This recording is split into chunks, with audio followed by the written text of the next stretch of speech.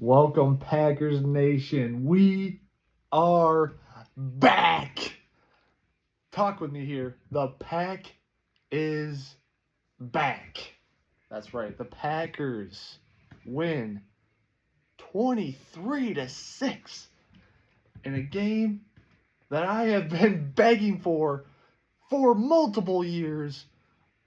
Not only have I been begging for a win against the Minnesota Vikings because seemingly Kevin O'Connell has come into Lambeau Field and beaten the Green Bay Packers last two outings. Not only did that happen, but the Green Bay Packers beat the living shit out of the Minnesota Vikings today, and I absolutely loved it. Packers moved to 7-3-1, while the Minnesota Vikings, who last year were 13-3, now moved to 4-7 with 9 as their quarterback. Unbelievable shit. The downfall of Justin Jefferson, the downfall of KOC, the downfall of Kwesi as the general manager. All because they drafted J.J. McCarthy in the first round. It's over, Vikings fans. It's over. Now, as for my Green Bay Packers, it was a big week. It's the start of the NFC North gauntlet right now. We got the first one, though, against the Minnesota Vikings. In 4 days against the Detroit Lions, we get another. And in 11 days against the Chicago Bears, we get another. I can't wait for these games, man. This is the moment. 4 out of your next 5 games is against NFC North competition. This is where Green Bay either shits the bed or they take back what's rightfully theirs back to Titletown. Huge game coming up against the Detroit Lions on Thanksgiving Day in Detroit. But first, let's win in this moment. Let's celebrate this huge dub against the Minnesota Vikings. Like I mentioned, 23-6. Unbelievable win.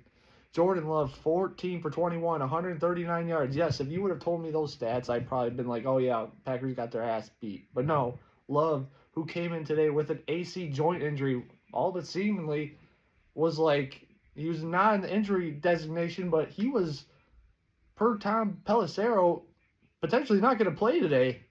And he did. And he did a beautiful job of commanding the offense and running the Matt LaFleur system to a T. Now, you didn't have Josh Jacobs today. He was a game-time decision. If this was a playoff game, he would have played today. No doubt about it. But with a game against Detroit 4 days away, Josh, we're going to let Emmanuel Wilson and Chris Brooks, give him the ball and let you sit for a game. And that is 100% what happened. Emmanuel Wilson, I repeat, Emmanuel Wilson, 28 carries, 107 yards, and 2 tutters to go along with it.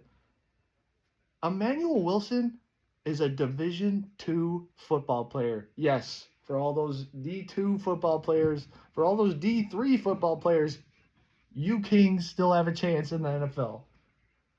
I would love to see if my eligibility is still up this year, because seeing Emmanuel Wilson just run up on the Minnesota Vikings, who, besides for Jonathan Grenard, Vikings were healthy all game long. They had all their guys come back, all their offensive linemen, all defense players.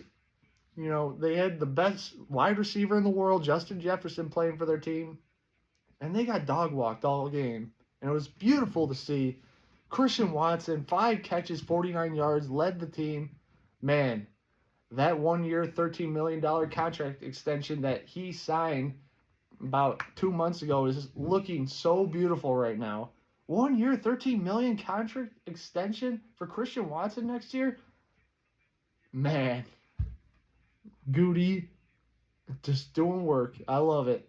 Christian Watson, he should be the number 1 wide receiver going forward until Jaden Reed gets back. Absolute certified dog. Dontayvion Wicks, 2 catches, 32 yards. Romeo Doubs, 2 catches, 23 yards. Nothing impressive by your wide receivers. To be honest, I don't believe in these wide receivers.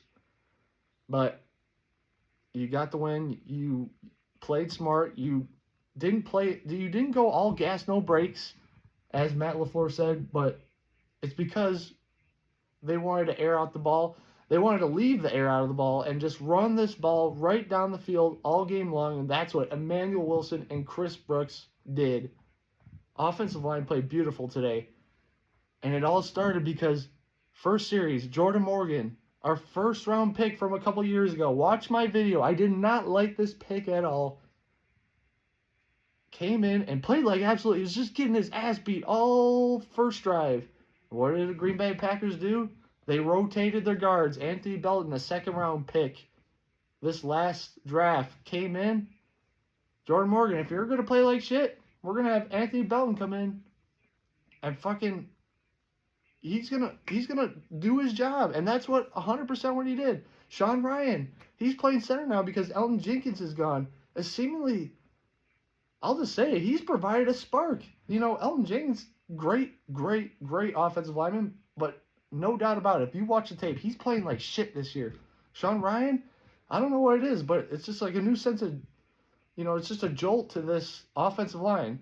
So now you got Sean Ryan at center, Jordan Morgan, who got benched, and Anthony Belton came in, and Aaron Banks as your other guard. So you got Ryan, Banks, and Belton. Those are 300-plus pound kids that are going to be letting our running backs feast, finally. Josh Jacobs hasn't gotten a 100-yard game all season. And this lineup happens, and you see Emmanuel Wilson get 107 yards rushing. I'm not saying, you know, this is Josh Jacobs' last season, because it's not. He is essential to this offense, especially moving forward. But now we have this lineup between Ryan, Banks, and Belton. I bet your bottom dollar that Josh Jacobs starts exploding on these runs. Mark my words, that happens. Offense didn't do anything spectacular, but they did what they needed to do. This was 100% a defensive performance. That's right, defense. Isaiah McDuffie, fucking dog, man. A former 6th-round pick by the Green Bay Packers a few years back. Led the team 9 total tackles with a half a sack to go along with 1 interception. 9 tackles, half a sack, 1 interception. Certified dog. Warren Brinson, a 6th-round pick from this last year out of the University of Georgia. Those Bulldogs. He had a half a sack today. And per next-gen stats, he led the team with 5 pressures in his 15 pass rushing snaps. You heard that right. A 6th-round pick had 5 pressures on 15 total pass rush snaps. Certified dog. Devontae Wyatt, 1st-round pick out of the University of Georgia, another Bulldog, had 2 sacks today. The man who one game next week, he will probably no-show the whole game. The following week has a career game to lead by the following game. Have an absolute no-show, disappear act.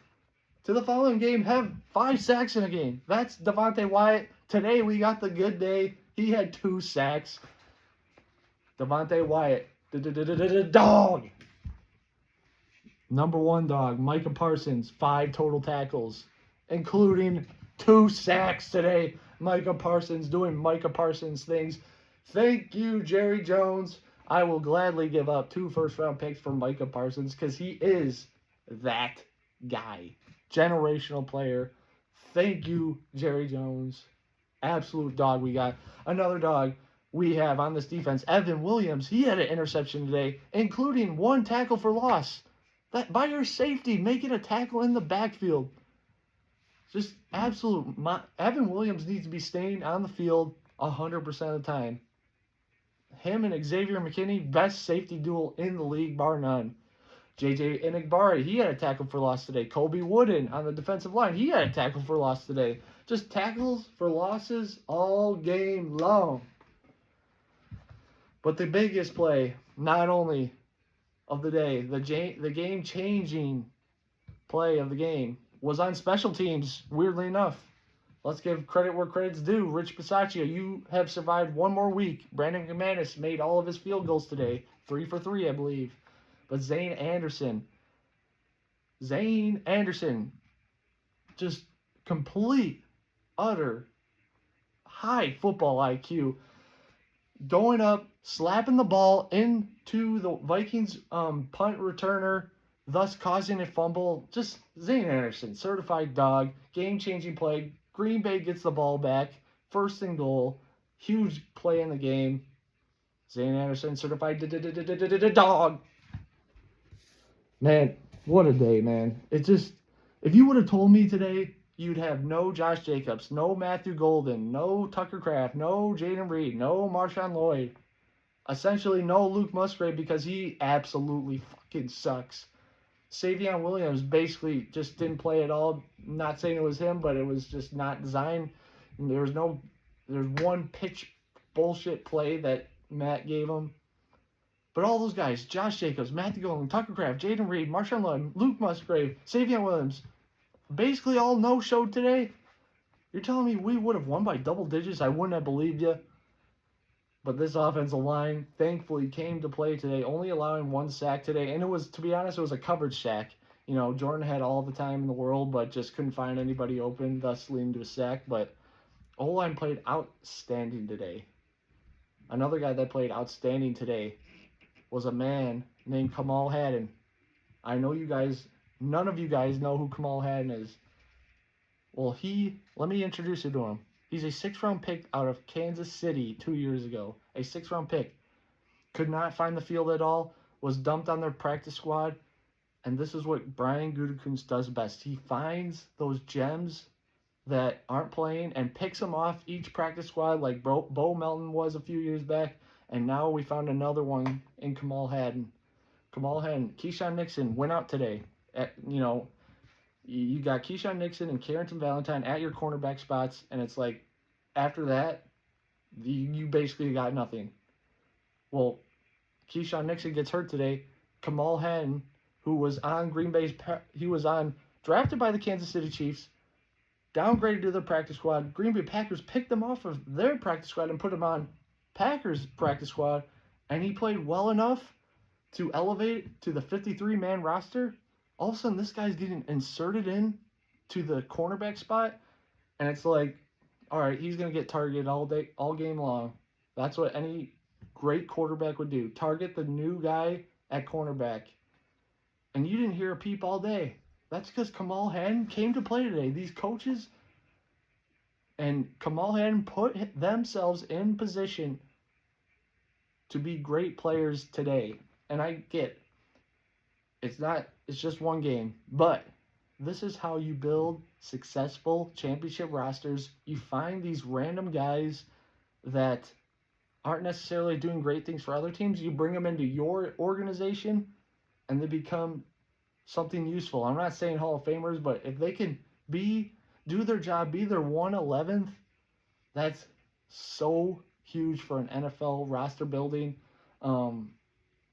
Just great to see by this coaching staff and the player. Hopefully Kamal Hadden gets more shots. Hopefully Keyshawn's not long-term injury. It sounds like day-to-day stuff, so hopefully he can play for Thursday, but we will see. Man, the Vikings suck. This is the beauty of this whole game. We get to play the Minnesota Vikings one more time this season, and ironically, it's the last game of the year.